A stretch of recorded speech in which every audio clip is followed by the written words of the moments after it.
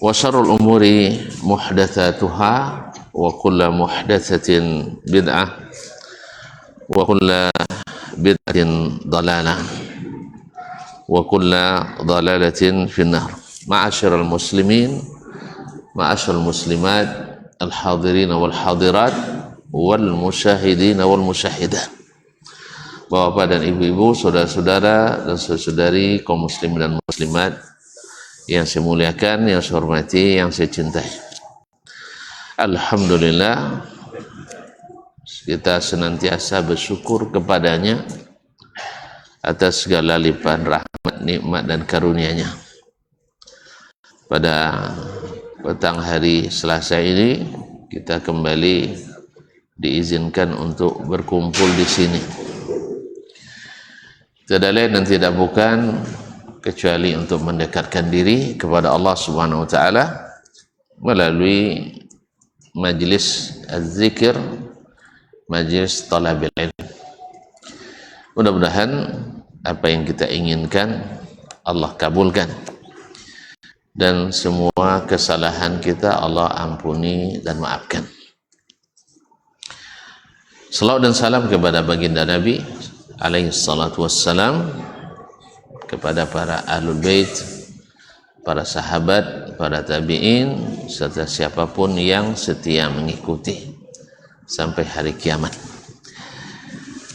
Doa kita pula untuk para orang tua kita, ayah dan ibu, saudara mara, karib kerabat, para teman dan sahabat, para guru-guru, para ulama, serta seluruh kaum muslimin dan muslimat.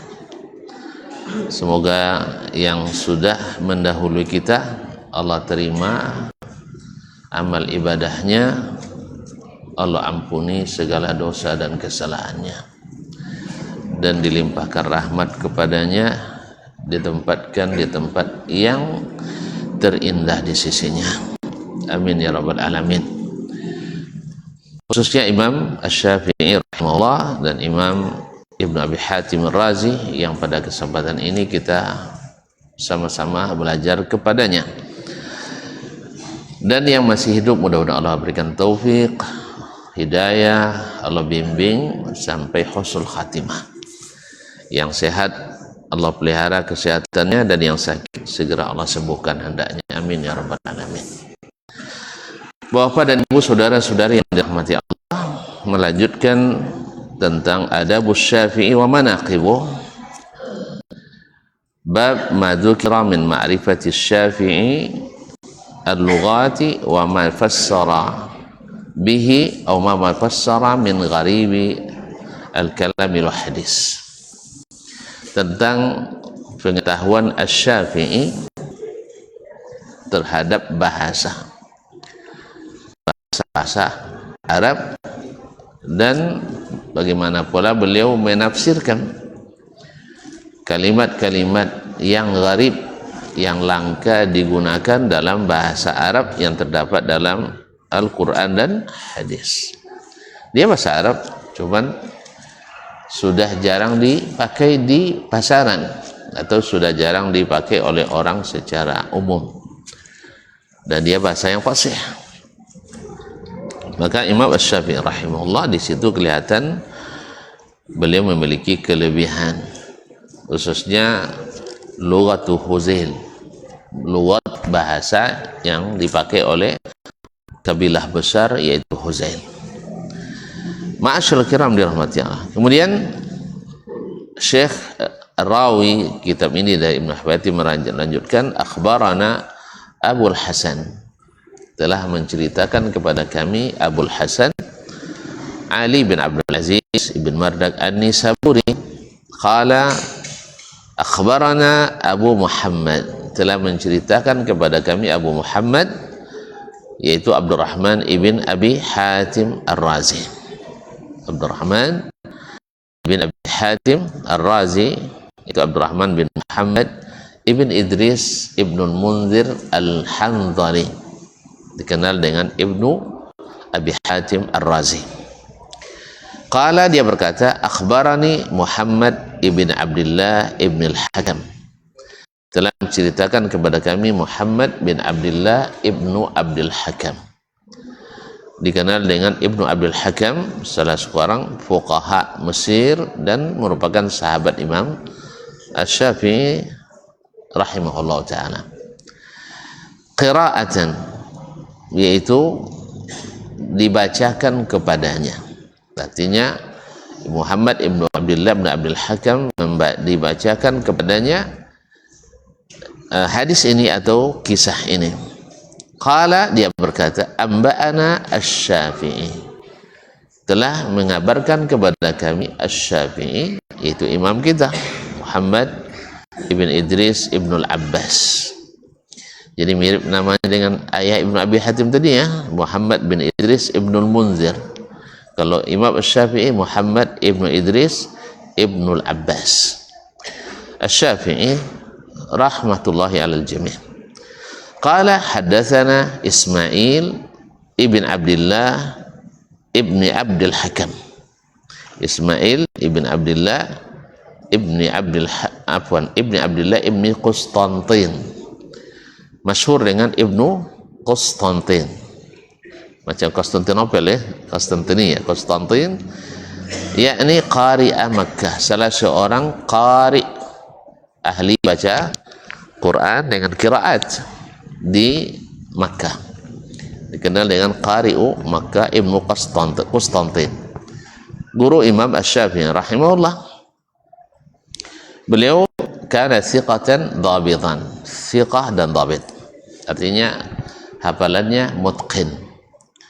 Qala, dia berkata, qara'tu ala Shibil, saya bacakan ini kepada Shibil, artinya sanad qiraatnya bersambung kepada gurunya Shibil, yaitu Shibil yakni Ibn Abbad, Shibil ibn Abbad al-Makki. Shibil ibn Abbad al-Makki thiqatun rumiya bil qadam, rumiya bil qadam.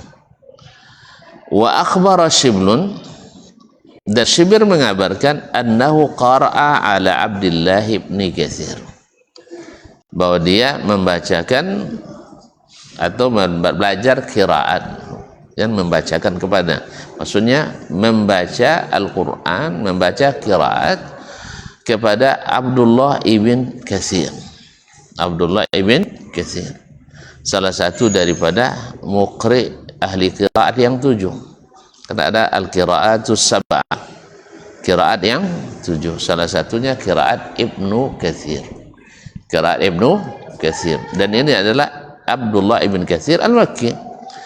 Wa akhbara Abdullah ibn Katsir, dan Abdullah ibn Katsir membaca, mengabarkan annahu qara'a ala Mujahid, bahwa beliau belajar qiraat pada Mujahid, Mujahid ibn Jabr. Mujahid ibn Jabr murid Abdullah bin Abbas dan juga murid Anas ibn Malik, seorang imam qiraat juga, imam tafsir dan qiraat di masa tabi'in.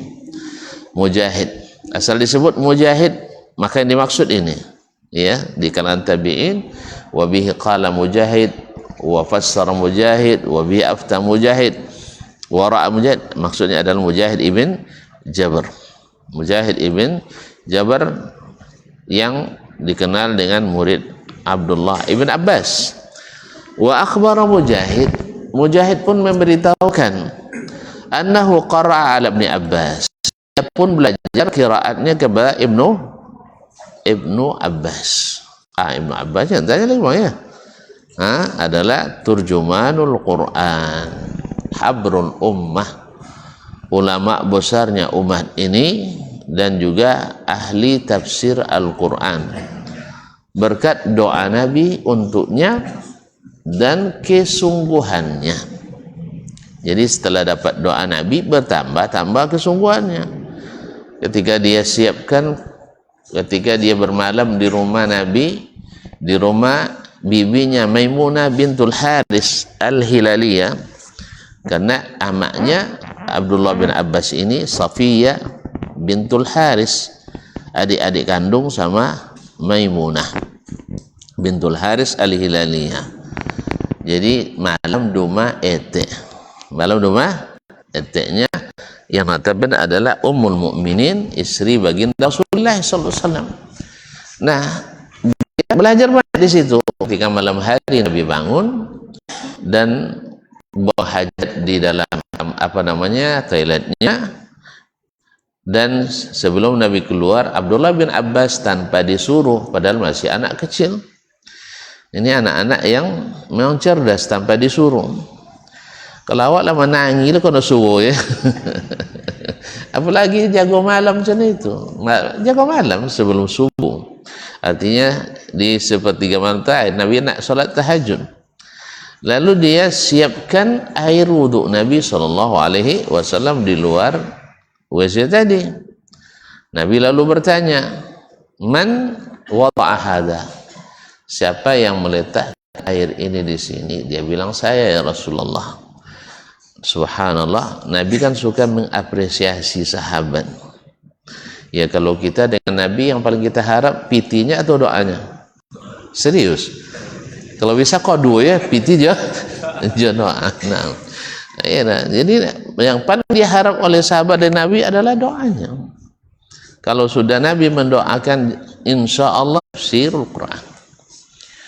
Maka sejak itu Abdullah bin Abbas radhiyallahu anhuma dan juga sebelumnya beliau tidak henti-hentinya belajar, walaupun ya bagi kita memang sulit kadang, tapi bagi dia mudah. Ditanya oleh orang, bimanil tal'ilma yabna Abbas, masih muda seperti ini kenapa bisa sebanyak ini ilmunya? Kan tuan-tuan tahu sendiri, umurnya baru 18 tahun sudah duduk di MPR. Nah, lebih kurang ya. Ya. Tapi bukan karena piti banyak ya. Bukan karena serangan subuh, bukan. Tapi memang diangkat oleh Amirul Mukminin Umar bin Khattab sebagai anggota dewan penasehatnya. Ya, saya yang senior-senior sebenarnya bisik-bisik juga. Abu Sulura do jipaji di Umarnya kan itu kan. Lebih kurang begitu. Umar sampai juga berita itu kepadanya. Atau nampak dari sikap itu kan. Akhirnya satu hari Umar tidak memaksakan orang, tapi dibuatnya orang itu paham. Satu hari ditanya kepada mereka tentang tafsir surat An-Nasr, iza jaa nasrullahi wal fath wa ra'aitan nas yadkhuluna fi dinillahi afwajah fasabbih bihamdi rabbika wastaghfir innahu kana tawwaba. Alhamdulillah semua mereka paham. Ya, semua mereka bukan tidak paham. Cuman ketika ditanya kepada Ibnu Abbas, dia sampai pada yang senior tidak sampai. Akhirnya baru Umar katakan, itulah sebabnya saya dudukkan dia sejajar dengan kalian-kalian ini. Karena yang sama kalian pahami dan yang saya pahami ya sama-sama, tapi kalau yang dia mendalam karena doa Nabi alaihissalatu wassalam. Ditanya padanya, dia jawab, bilisanin saul wa qalbin aqul. Ilmu ini saya dapat dengan lisan yang rajin bertanya. Lisan yang rajin bertanya. Yang kedua, wa qalbin aqul, dan hati yang cerdas. Hati yang cerdas.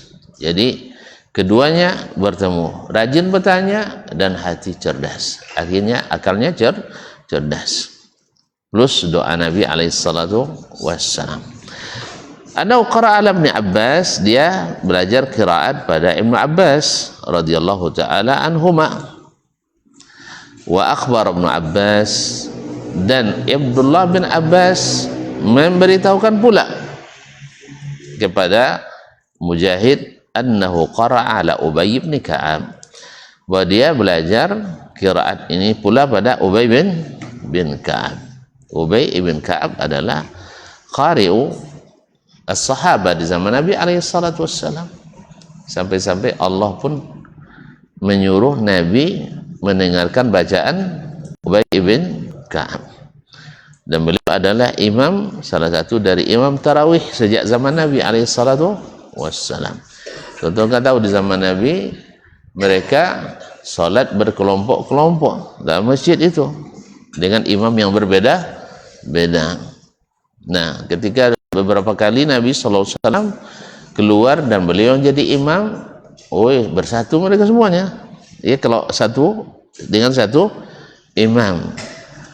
Cuma Nabi khawatir kalau diteruskan, kan tonton dengar sendiri. Malam pertama Nabi SAW dari lepas Isya sampai menjelang subuh salat tarawihnya. Jadi hampir tidak bisa sahur. Pada sahurnya kurma dan air. Kalau sempat bikin goreng maco dulu, itu tidak kena dapat sahur. Atau masak gulai coba dak lu kan, itu tidak bisa. Tapi kalau bisa Indomie nya tidak apa. Indomie pakai sodin kan. Nah, jadi kaum muslimin. Jadi hampir-hampir tidak sahur. Nah, ketika di malam kedua dengar oleh yang lain yang semalam dah ikut, semakin ramai. Masjid melimpah. Nabi alaihissalam salat sampai tengah malam. Mereka somasi ke Nabi alaihissalam, ya Rasulullah, laula naffaltana baqiyata lailatina hazihi. Kenapa tidak engkau teruskan salat sampai seperti semalam? Lalu Nabi katakan, man shalla ma'al imami hatta yansarif kutiba lahu qiyamul lailah. Siapa yang salat bersama imam sampai selesai, dituliskan baginya pahala salat semalam. Alhamdulillah imam-imam kita kan hanya sampai jam 9, 10 udah selesai kan, dapat pahala. Itulah berkat. Apalagi sayangnya Nabi kita alaihissalatu wassalam pada kita. Tidak wajib, sebab kalau Nabi teruskan dan mereka semangat, dikhawatirkan itu diwajibkan. Dan kalau diwajibkan, takut sahabat bisa, kita yang tidak. Nah, itu masalahnya. Takut sahabat bisa kalau kita. Nah, itu yang takutnya. Kalau sahabat bisa dia. Buktinya tadi, kalau kita kan jangan coba-coba sih. Sampai jam berapa solat Nabi malamnya? Dia sampai doket subuh, ada Isa dan nangnya. Nak kena dapat lolok cendorin. Tekanang lolok dia dapat je. Kalau lah tekanang lolok cina solat dia kan tak dah. Jadi makanya khawatir Nabi SAW kalau diwajibkan kalian tidak bisa. Makanya Nabi tidak keluar lagi pada malam selanjutnya. Lalu di masa Umar radhiyallahu anhu, kembali Umar menyatukan jemaah di bawah satu imam. Nah, cuman itulah Umar dipakai bahasa dia, nikmatil bid'atu hazihi. Sebaik-baik bid'ah adalah ini. Akhirnya babila bang balobio yang dititi tidak banyak kaum muslimin. Padahal kalau sononya dalam bahasa beliau itu tidak masalah, orang Arab biasa. Bahwa bid'ah itu adalah sesuatu yang baru, yang indah. Jadi dia mengatakan ini kan baru nih, indah, baru karena selamanya ini sampai zaman dari Abu Bakar sampai zaman awal-awal zaman beliau kan orang sholat terpisah-pisah dalam satu masjid. Makanya dibuatnya sesuatu yang baru. Maksudnya baru dikembalikan, bukan tidak ada sama sekali contohnya. Kan ada sesuatu yang misalnya lama ditinggalkan lalu dibuat kembali, seolah itu adalah baru. Sama juga tajdid dalam agama, melakukan pembaruan dalam agama. Apa maksudnya? Buat ajaran baru? Enggak kan? Yaitu sesuatu yang sudah mungkin ditinggalkan orang lalu dihidupkan kembali. Kan ya? Karena lama ditinggalkan orang. Misalnya di tempat kita dulu, masalah isbal ini kan jarang dibahas dulu ya. Tahu isbalnya? Menutup mata kaki dalam sholat kan jangan dibahas dulunya bang ya, kan lama ditinggalkan sunnah kan tak? Nah, sampai ustaz-ustaz pun bongi kau baca gini loh, sunnah yang lama diganti. Makanya kita tajdid kembali, diperbaharui, bukan maknanya bawa ajaran baru. Makanya Umar menggunakan al-bid'atu dengan makna bahasa, bahwasanya yang dia lakukan ini adalah sesuatu yang baru secara bahasa. Kalau secara syariat sudah dibuat oleh Nabi alaihissalatu wassalam sebelumnya, yaitu mengumpulkan jemaah dengan satu imam di salat tarawih. Nah, waktu itulah kembali Umar menunjuk Ubay bin Ka'ab sebagai imamnya. Ya, Nabi sendiri senang dengar bacaan Ubay, tentu sahabat juga senang dengan bacaan Ubay bin Ka'ab radhiyallahu taala anhu. Wa qara'a Ubay bin Ka'ab ala Rasulillah sallallahu alaihi wasallam, dan Ubay radhiyallahu taala anhu menerima bacaan qiraat itu dari Rasulullah sallallahu alaihi wasallam. Nah, riwayat ini menunjukkan bahwa Imam Asy-Syafi'i rahimahullah juga menguasai qiraat.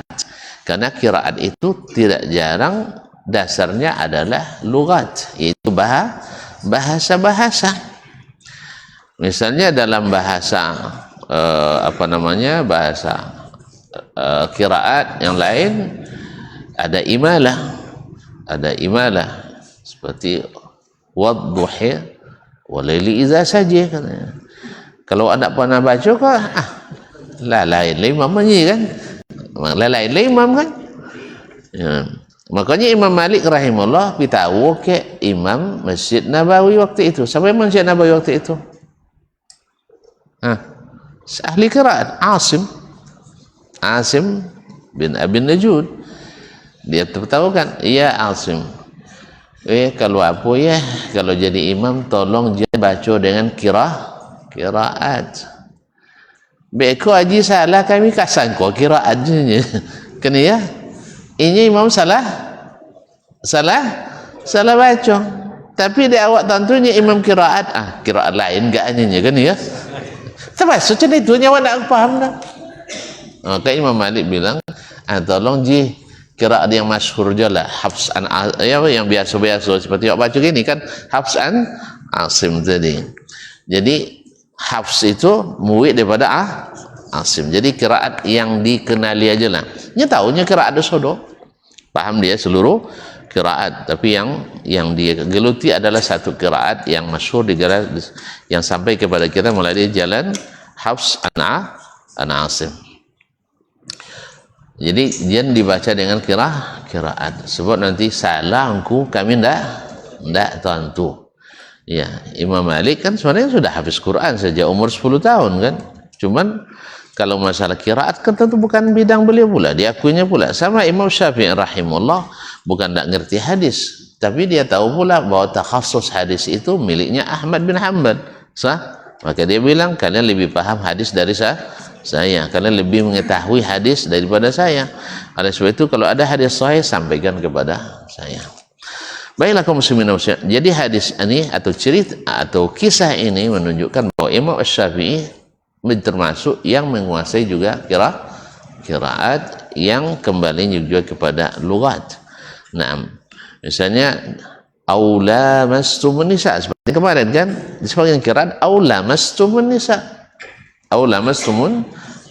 Makanya beliau punya alasan untuk menafsirkannya dengan lamasa, dengan hanya menyentuh. Tapi kita sudah jelaskan kemarin bahwasanya jumhur mengatakan bukan menyentuh biasa, tapi menyentuh dengan yang membuat lawan menyentuh pula. Itu ya, saling menyentuh. Kalau sudah saling menyentuh, runtuh. Kalau sudah runtuh mesti mandi bang ya, mesti batal wudunya. Dan secara balaghah sudah juga terjelas kemarin, Allah menjelaskan tentang sebab bolehnya tayammum. Dijelaskannya sebab karena hadas kecil. Nah, kalau seandainya dimaknai lamastumun nisa dengan lamasa menyentuh biasa, berarti dua-duanya hadas kecil. Secara balaghah, secara ketinggian sastra bahasa Arab, harus ada harus ada kedua-dua hadas itu ada yang mewakili. Yang mewakili hadas kecil buang hajat besar. yang mewakili hadas besar, yaitu menyentuh perempuan yang membuat dia runtuh. Pahamnya tak? Jangan joleh-joleh bono, kalau joleh banyak, di bawah umur banyak. Nah, menyentuh yang membawa dia runtuh. Itulah. Jadi tafsirkan dulu. Nah, kaum muslimin dan muslimat dirahmati Allah. Jadi qiraat itu menentukan juga makna dan penguasaan terhadap bahasa. Imam Syafi'i rahimahullah melalui gurunya Ismail bin Abdullah ibn Konstantin juga memiliki riwayat tentang qiraat yang kembalinya juga kepada al-lughat, pengetahuan kepada bahasa. Qala Syafi'i rahimahullah, berkata Imam Asy-Syafi'i rahimahullah, wa qara'tu ala Ismail ibn Konstantin, dan saya baca qiraat pula kepada Ismail bin Konstantin yang tadi guru qiraatnya. Wa kana yaqul al-Quran ism laisa bimahmuz. Dia mengatakan bahwa Al-Quran itu dibaca Al-Quran. Al-Quran tidak pakai hamzah. Kalau hamzah kan Al-Quran. Makanya dalam qiraat yang dia terima dari gurunya Ismail ibn Abdullah ibn Konstantin, bahwasanya dalam qiraat itu dia membacanya Quran. Al-Quran isim, dia nama, bukan masdar yang diambil dari fi'il qara'ah. Bukan masdar yang diambil dari fi'il qara'ah. Sebab kalau diambil dari qara'a, yaqra'u Qur'anan, pakai hamzah. Walaysa bimahmuz, tidak pakai hamzah. Jadi ada kan fi'il mahmuz, ada fi'il ghairu mahmuz. Fi'il mahmuz itu fi'il yang ada hamzahnya. Nah, walam yukhas min qara'tu, bukan diambil dari kata qara'tu, dari kata qara'a yaqra'u atau qara'tu aqra'u Qur'anan. Walau ukhiza min qara'tu, kalau diambil daripada qara'tu, kana kullu ma quri'a Qur'anan, maka setiap yang kita baca jadi Quran. Baca hadis jadi Quran juga, baca surat jadi Quran juga. Jadi bukan dari kalimat qara'a.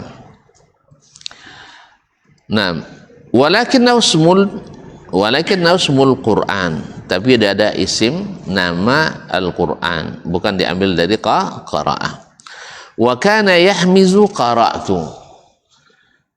Ismail bin Abdullah ibn Konstantin membaca dalam qiraatnya qara'tu dengan hamzah. Qara'tu kan ada hamzah. Wala yahmizul Quran, tapi tidak membaca Al-Quran dengan hamzah, tapi dengan alif. Kalau dibaca dengan hamzah Al-Quran, kan ada hamzah, tapi tanpa hamzah Al-Quran. Memang dalam sebagian qiraat, dibaca misalnya syahrul ramadhan allazi unzila fihi al-Quranu. Nah, jadi bukan Quran, tapi kalau kita biasanya Al-Quran. Dan ini kayaknya yang paling banyak qiraat membaca Al-Quran. Al-Quran. Tapi dalam qiraat Ibnu Konstantin itu dibaca dengan Al-Quran atau qiraat Ibnu Katsir. Qiraat Ibnu Katsir. Nah, kana yaqul wa idza qara'tal Qur'an. Tidak, salah. Wa idza qara'tal Qur'ana fasta'iz billahi minasy syaithanir rajim. Wa idza qara'tal Quran. Kalau kita yang biasa kita baca dari riwayat Asim, wa idza qara'tal Qur'ana fasta'iz, itu ya, fa idza qara'tal Qur'ana ya. Wa idza qara'tal Qur'ana ja'alna bainaka wa bainal ladzina la yu'minun Nah, hijaban mastura. Jadi dibaca wa idza qara'ta, qara'a pakai hamzah, qara'ta. Sedangkan Al-Qur'an tanpa hamzah, tapi pakai alif mamdud, yaitu wa idza qara'tal Qur'ana, wa idza qara'tal Qur'an. Ini juga kembalinya kepada penguasaan bahasa Arab. Kalau dikatakan dia dari qara'a, seperti kata Imam Syafi'i tadi, semua yang dibaca jadi Quran. Padahal tidak. Ketika antum mengatakan saya membaca surat ini, lalu dikatakan membaca Quran, enggak kan? Makanya beliau mengatakan bahwa Quran bukan dari qara'a yaqra'u qira'atan wa huwa Quran, tapi dia adalah nama. Kalau nama berarti bukan mustaq, nama yang Allah berikan kepada kitabnya Al-Quran, seperti Al-Injil dan At-Taurat. Ada asal katanya?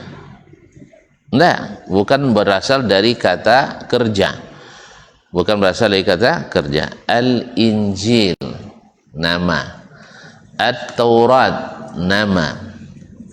Jadi Az-Zabur, Zabur nama enggak ya?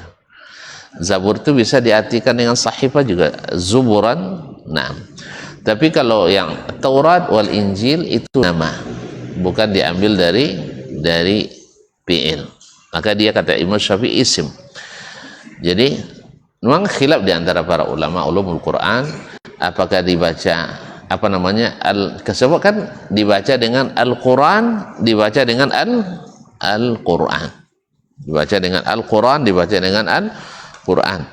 Yang ada ulama yang mengatakan kalau dibaca dengan Al-Quran berarti asli dari qira'ah yaqra'u qira'atan wa huwa Quran, dan dia juga isim dari masdar qira'ah, isim dari masdar qira'ah. Adapun yang dikatakan oleh Imam Syafi'i rahimahullah bahwasanya kalau di asalnya qara'a, dari qara'a yaqra'u berarti semua dibaca di Quran, enggak. Sebab apa? Karena dia sudah, walaupun asalnya isim masdar daripada qira'ah, isim masdar daripada qira'ah, tapi sudah berubah menjadi nama, sehingga sudah dikenal bahwa yang dibaca di mushaf ini itu namanya Al-Quran, sedangkan yang dibaca di buku bukan disebut Al-Quran. Paham enggak? Jadi kekhawatiran Imam Syafi'i bahwa setiap yang dibaca itu adalah Al-Quran, itu tidak, atau bisa dijawab dengan yang kita katakan tadi, bahwa Al-Quran walaupun asalnya dari qara'a, tapi dia sudah menjadi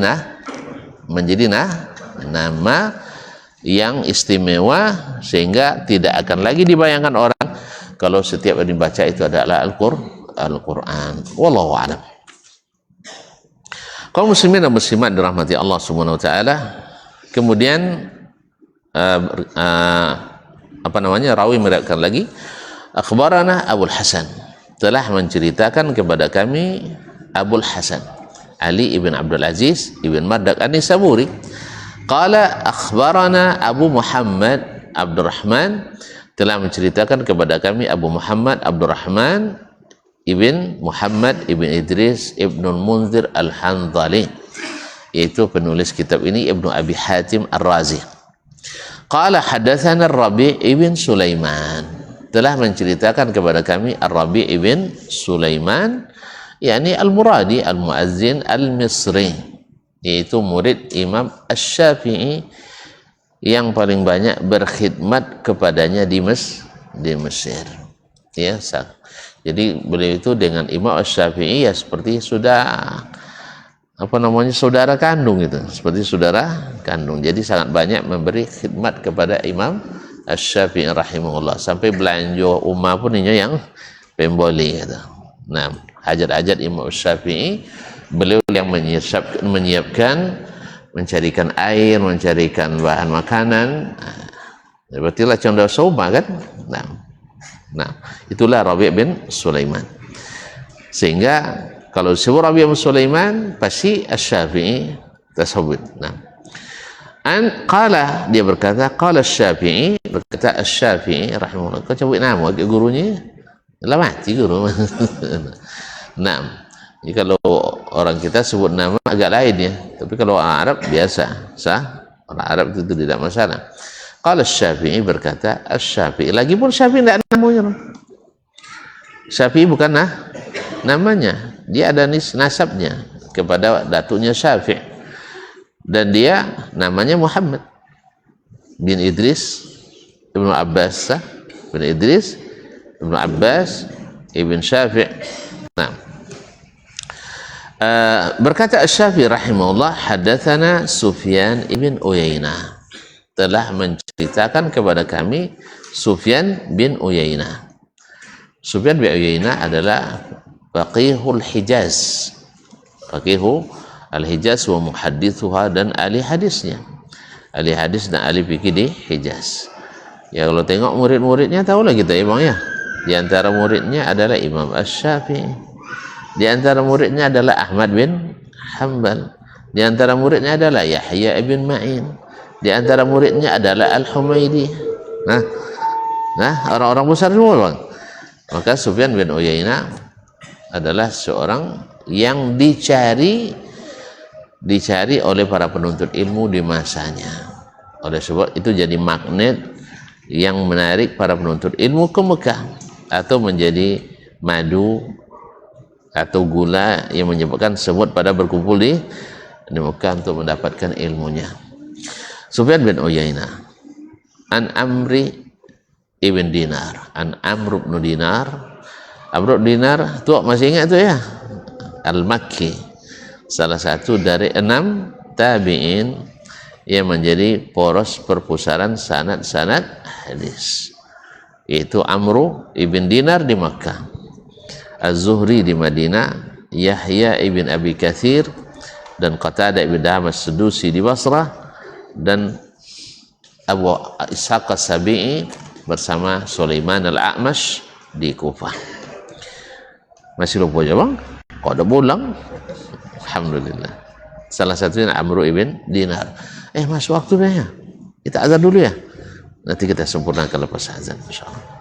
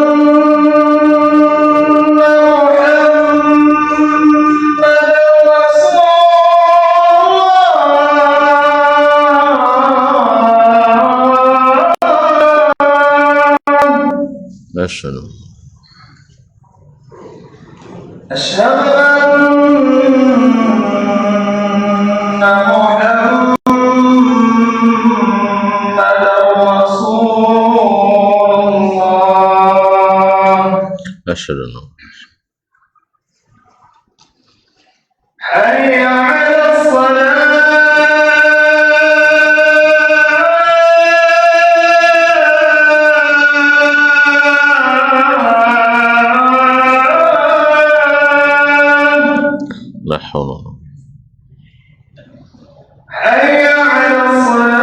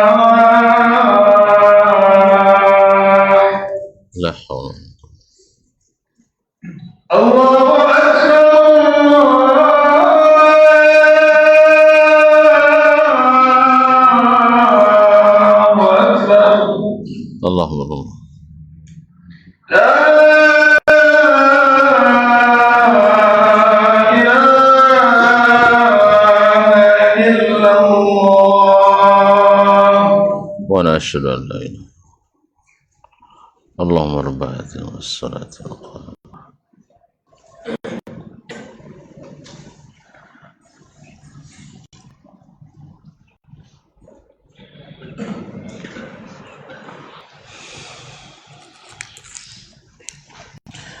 Baik, kaum muslimin muslimat rahmati Allah, kita lanjutkan. An Amr bin Dinar, dari Amr ibn Dinar al-Makki, wabni Taus, dan ibnu Taus. Ibnu Taus Abdullah ibn Taus ibn Kaisan al-Yamani al-Farisi. An Taus, dari bapaknya Taus ibn Kaisan al-Yamani Abu Abdullah al-Madani Abu Abdullah al-Farisi. Dia aslinya dari Persia, termasuk salah satu yang diutus oleh Kisra, penguasa Persia waktu itu, untuk untuk menguasai Yaman, diutus ke Yaman. Tapi alhamdulillah datang Islam sehingga dia masuk Islam, sehingga menjadi salah satu ulama besar dalam Islam, Taus ibn Kaisan. Sebagaimana Salman al-Farisi menjadi sahabat, tapi Taus menjadi tabi'i, Nah, anna Umar bin Khattab, bahwa Umar bin Khattab radhiyallahu taala anhu qala, berkata, uzakkirullah amra'an sami'a minan nabi sallallahu alaihi wasallam bil janini syai'an. Saya ingatkan kepada Allah seseorang yang mendengar dari Nabi sallallahu alaihi wasallam tentang hukum sesuatu, tentang masalah bayi yang mati akibat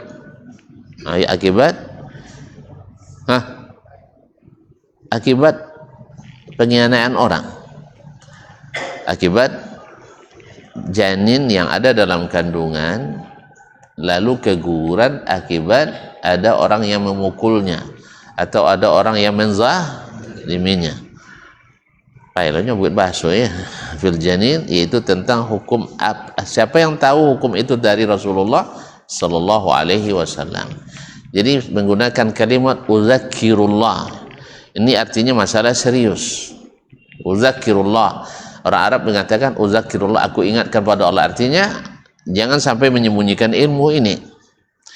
Atau kadang-kadang mereka ansudukallah, saya bersumpah demi Allah supaya kamu sampaikan kepada saya ilmu ini. Ini bahasa-bahasa orang Arab kalau masalah-masalah besar dan serius. Nah, uzakkirullah imra'an sami'a minan nabi sallallahu alaihi wasallam bil janini syai'an. Kalau ada di antara kalian orang yang mendengar dari Nabi sallallahu alaihi wasallam dalam masalah hukum ini, masalah yang berkaitan dengan janin yang gugur atau mati akibat tangan orang lain, mungkin karena dipukul atau karena didorong lalu terjatuh orang tuanya, ibunya, atau mungkin sambil bergara-gara ditarik kursi, tanya kan ya, keguguran mati bayi itu akibat dari perlakuan itu. Ada nggak yang tahu hukum ini dari Nabi alaihissalatu wassalam? Itu tandanya Abu radhiyallahu anhu, satu, tidak semua dia ketahui hadis Nabi alaihissalatu wassalam. Jadi kalau ada yang mengklaim tentu hadis, kalau tidak tentu dia tidak sunnah, udah ikut yang masalah. Sebab ya kalau ada ustadz yang bilang kalau tidak tentu dia ada hadis berarti tidak sunnah, udah. Nah, paham tak? Raga-raga juga kan. Sebab Imam Asy-Syafi'i mengatakan adraktu katsiran min ahlil ilmi bis sunan. Saya banyak bertemu dengan orang yang ulama tentang sunnah. Entahnya jalan cara pun dan basunya Ahmad bin Hanbal kan ya, yang hafal 1000 hadis. Berapa orang 1000 hadis? Awak lah apa hafal? Tanya ke mahasiswa nak minta terdangan tadi kan, apalah ada 10 leh. Doleh ustaz gini. Lah namun nak murajaahnya. Sampai 10 lah payah. Jadi Imam Syafi'i bosok je Sufyan bin Uyainah tadi wak sabut mah gurunya kan, iaitu menjadi magnet hadis dari seluruh dunia datang ke Mekah untuk bertemu dengan Ibnu Uyainah. Beliau juga bertemu dengan Abdurrahman ibn Mahdi yang sejawatnya Sufyan bin Uyainah dalam hadis.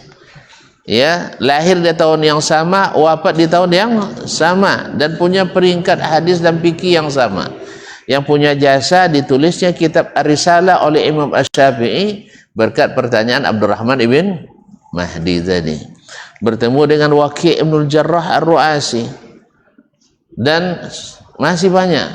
Abu Bakar Al-Humaidi, semua adalah para penghafal dan ulama hadis dan fikih besar. Tapi kata Imam Syafi'i, fama alimtu anna ahadan minhum ahata bi jami'is sunan. Tak saya temukan satu pun mereka yang menguasai seluruh sunnah. Faham tak? Kau ngaji kayaknya sambil lolok lagi. Lah apalah saudara, kalau ndak melalui dia ndak sunnah duduknya. Jadi tolong sadar diri kita. Nah, sadar diri.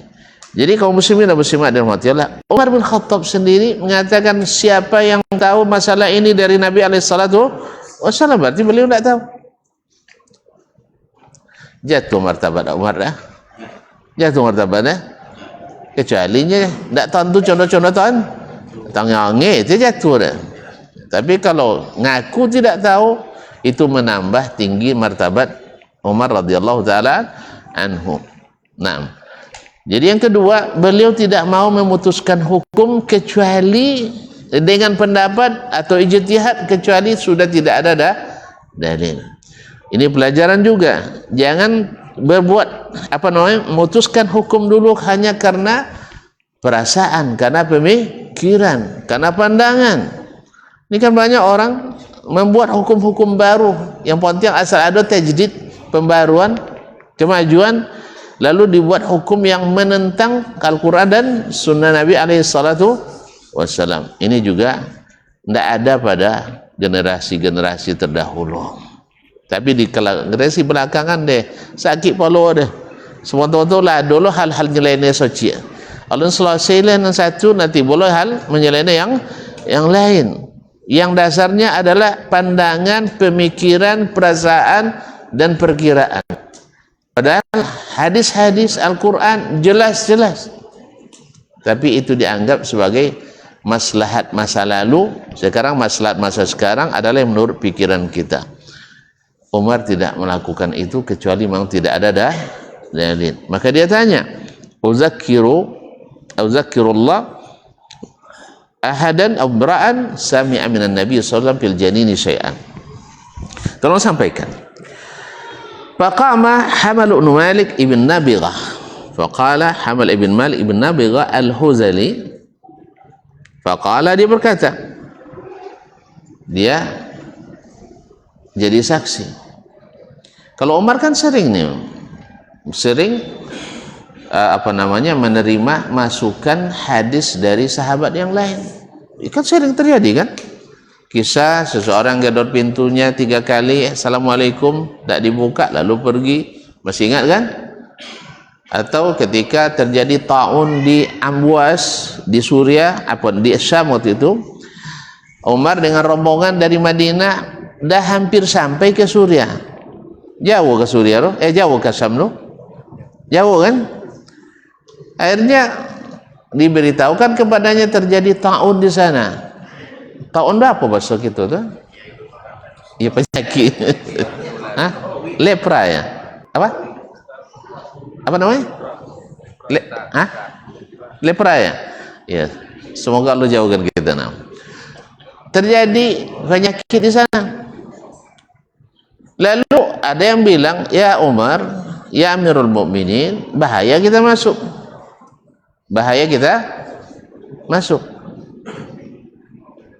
Nah, tapi kata Umar, segala yang ditakdirkan Allah itu akan terjadi, tidak bisa kita lari padanya. Kalau tidak takdirkan sakit, kita tidak akan sakit. Akhirnya dia semangat untuk masuk, ya. Tapi untung ada Abu Sa'id Al-Khudri radhiyallahu taala anhu, ya Amirul Mukminin, inni fi dzalika ilmun anin Nabi sallallahu alaihi wasallam. Saya punya ilmu dalam masalah ini dari Nabi sallallahu alaihi wasallam. Qul, katakan. Qala inni sami'tu an-nabiy sallallahu alaihi wasallam qala anit ta'un idza kana bi ardin wa antum fiha fala takhruju minha wa idza kana bi ardin wa lam takunu fiha fala tadkhuluha. Bila terjadi di suatu negeri dan kalian sedang berada di negeri itu, jangan keluar. Jadi memang isolasi itu sudah ada sejak dulu. Ada petunjuknya Nabi SAW. Cuma awak ada entah kau kan? Tak peduli kan? Amanah selamat, alhamdulillah selamat. Tapi ada tak selamat ni? Contoh COVID potong banyak juga. Korban tak beriman pada COVID, akhirnya dikejopit dia COVID. Ada juga. Sah? Abang lain main ni saya nyobang tak cair dia. Tak cair lah. Lainnya. Nah. Alhamdulillah yang selamat. Tapi yang tidak percaya dengan adanya COVID kemarin, ada yang sudah meninggal dengan COVID sampai menjelang mati pun tak cair. Tak mau pergi rumah sakit, air terlambat di tengah ini. Dan comel je lah. Dan cuba bertahan 2-3 oleh air. Tak tambah bota, tambah tahu, tahu. Telefon dokter lah. Telefon, Ustaz harus ke rumah sakit ni. Bekol lewat salang kami ni. Lambat di tengah ni. Alhamdulillah nginap di situ sekitar 2 hari. Sono tak tambah sono. Jalan mau kena dalam tu kan. Ini kalau lah sehat nomo. Allah musta'an. Jadi kaum muslimin dan muslimat dirahmati Allah. Jadi katanya kalau kalian berada di negeri itu jangan keluar. Dan sebaliknya bila terjadi suatu negeri kalian berada di luar jangan masuk, kata Nabi SAW. Akhirnya Umar mendengar apa yang dikatakan Nabi SAW. Akhirnya diperintahkan oleh Umar untuk balik ke Madinah walaupun sudah hampir sampai. Lalu ada pula yang tadi kan lah mana bawa pulang, bawa masuk nekat. Inilah tak loranya kan ada yang kritik-kritisan itu biasanya kalangan tabi'in dulu tak sahabat dulu. Nanti kata-kata dia buat kan itu kan.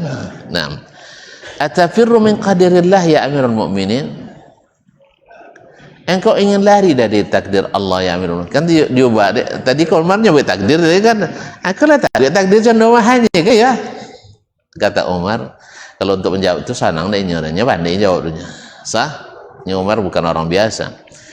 Naam, nafirru min qadarillah ila qadarillah.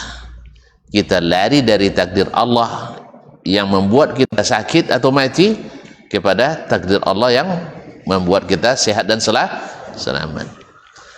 Salah? Lari dari takdir sakit ke takdir sehat. Bisa? Makanya mereka kalau takdirkan dari Allah kupak, orang tak ada takdirkan tak kupaknya. Tajud nanti sampai boleh ya? Hah? Boleh tak? Kan takdirnya beriman pada takdir. Takdir itu bukan diuji-uji. Sebab tak satu pun orang tahu apa yang ditakdirkan.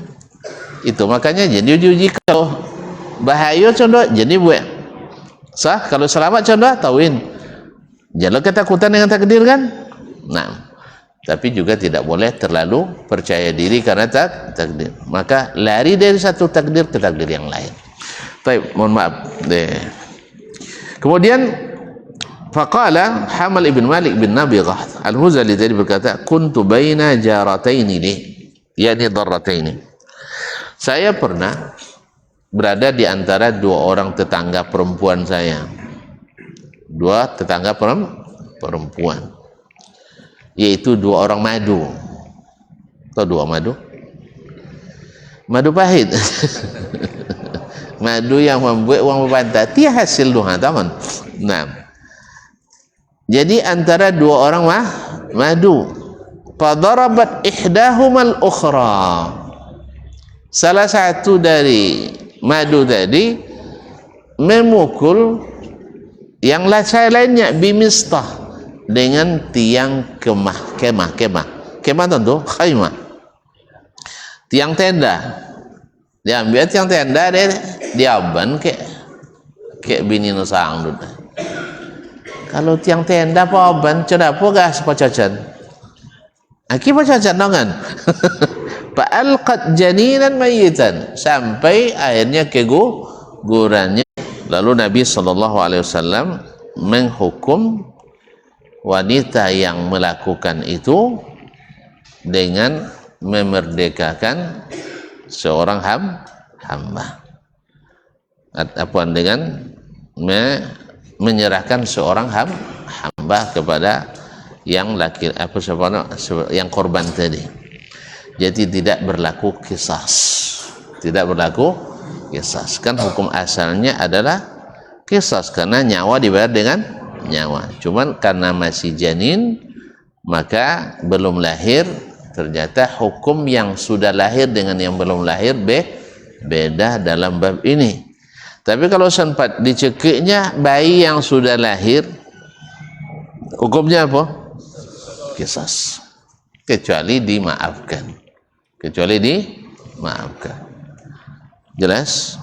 Maka Umar radhiyallahu anhu hampir saja melakukan kisas, tapi karena ada hadis dari Nabi SAW, maka hukumnya diganti dengan seorang hamba sahaya diserahkan kepada ini. Qala anba'ana Abu Hasan qala hadatsana Abdurrahman qala Rabi' qala Syafi'i mistahun tafsiru amudul fustan. Kata disebutkan di riwayat tadi bimistah, mim sin ta ha. Apa makna mistah? Imam Syafi'i menafsirkannya dengan amudul fustan, yaitu tiang kemah. Ini salah satu bukti bahwa Imam Syafi'i rahimahullah menguasai penguasaan yang sempurna terhadap bahasa Arab. Kan kita jarang menggunakan mistah kan? Iya, kalau yang belajar bahasa Arab kini di pondok orang kalau sabi mistah atau suka kamus dulu buat antum. Sah makna. Berarti kan termasuk kalimat yang jarang digunakan, dipakai secara umum. Biasanya digunakan amud, tiang, atau asa, atau khasyabah dan sebagainya. Mistah itu jarang dipakai. Jelas? Karena mistah kadang-kadang orang kan uang kan mistah. Kerabat Abu Bakar yang buta itu, yang ikut pula